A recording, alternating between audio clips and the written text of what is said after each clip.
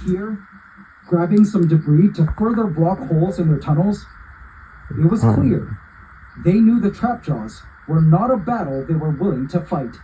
A new threat to their monopoly.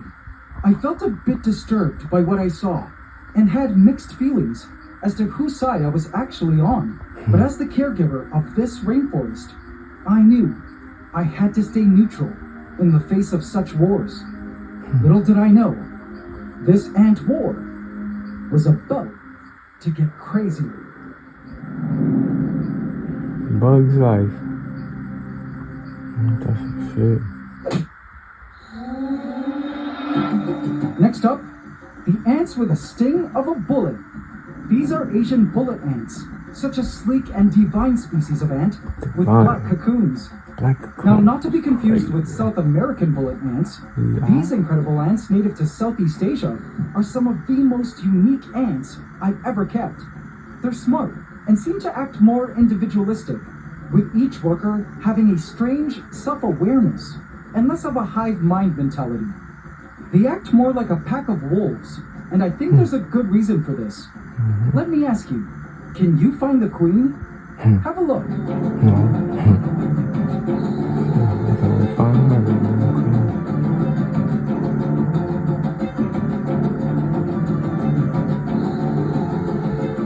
Did you spot her? Well, if you didn't, you're not wrong. It was a trick question, because Asian bullet ants are a queenless species. That's right, no queen.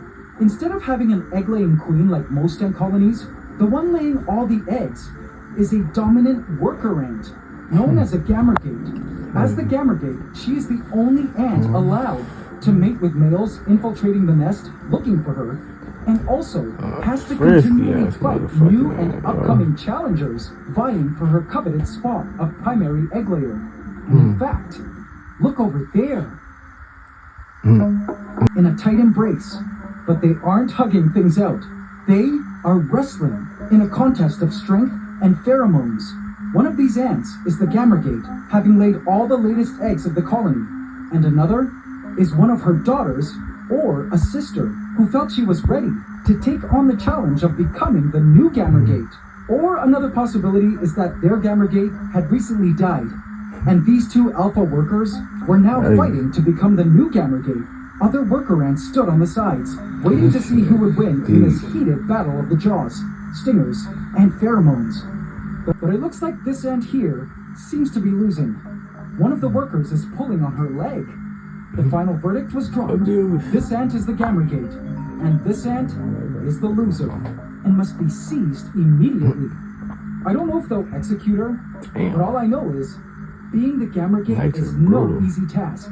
And this system of colony structure ensures that there is always a reproductive member of the colony for years and years, regardless of whether or not the gamergate dies.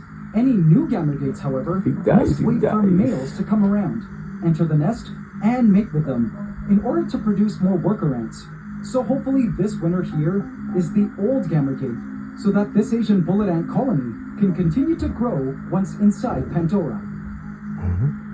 For this colony, I wanted to give them this entire lower floor area, seeing as this species likes to forage over leaf litter and open soils.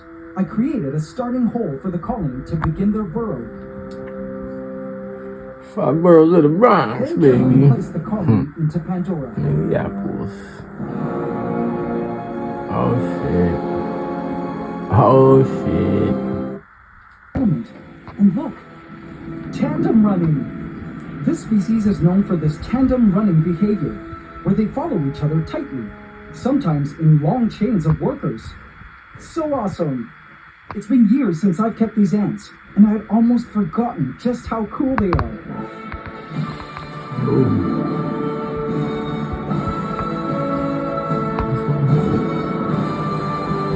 I knew this lower area was perfect for the Asian bullet ants, but the question was, would they survive the dangers of the rainforest? In fact, there actually was no guarantee any of these ant colonies would make it, as we've seen with past ant colonies that have thrived and died out in these lands. It was up to the ants now to do their best and survive in our rainforest. Soon the ants had discovered the hole we made. I watched the ants entering and exiting the hole. They seemed to be digging out the tunnel to make it larger. The portal. And ew, what's that booger type thing they put out, covered in soil Oh creatures? shit. Hope it ain't. Soon, in went the first cocoon. A Yay! little booger. But then I saw them. The nomads. It was one worker at first, who went back to call the others, who came pouring onto the scene, entering the tunnel they were working on.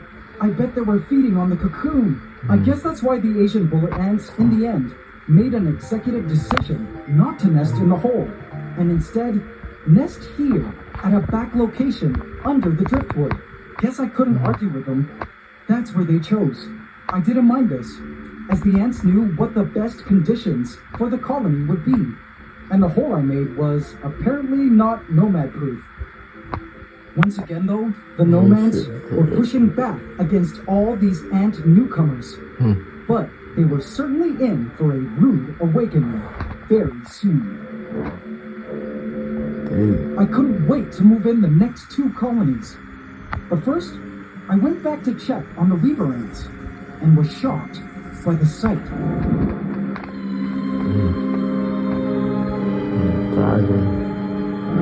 Oh boy, this colony was mad. They were swarming. The true size of the colony was showing now. Have you ever seen such a terrifying ant swarm?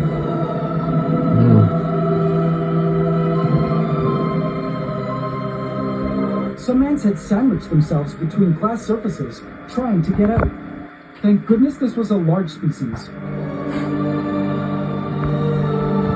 I noticed workers tearing up the silk walls of their nest, which was a sign that the ants were adjusting the nest structures to better suit the new environmental conditions. Perhaps the lower air movement within the tank compelled the ants to fix ventilation, but the colony themselves were on some crazed mission, a mission to escape out of their holding tank. As much as I couldn't wait to release them into our rainforest, I absolutely needed to make sure the other colonies were completely settled in first, because I knew that once I released these weaver ants into the forest, they would be foraging everywhere, and the other colonies would be in danger if they were still exposed. It was then that I spotted one of the coolest stunts these weaver ants perform. Check it out.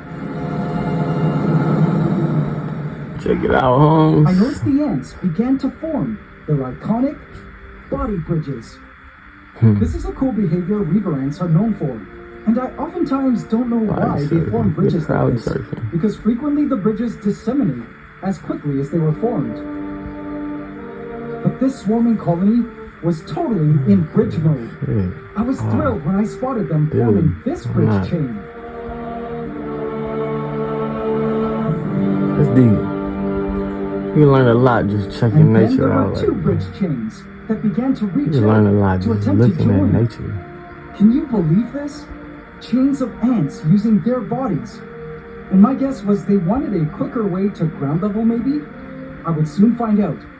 Eventually, the 2 bridge chains did manage to connect, and the elongated chain of bodies lowered to the ground. Super cool. In this moment, watching the ants cooperate with this towards a common goal made me realize why I loved ants so much. Each ant is eternally selfless, operating for the whole, hand in hand, towards a common goal for the collective success of the entire family. I knew I wasn't wrong in deciding to dedicate a channel and 15 fulfilling years of my life to showcasing the magnificence of these creatures that most people rarely even notice or think about, but who can teach us a lot about the world and ourselves, if only we took the time to look closer.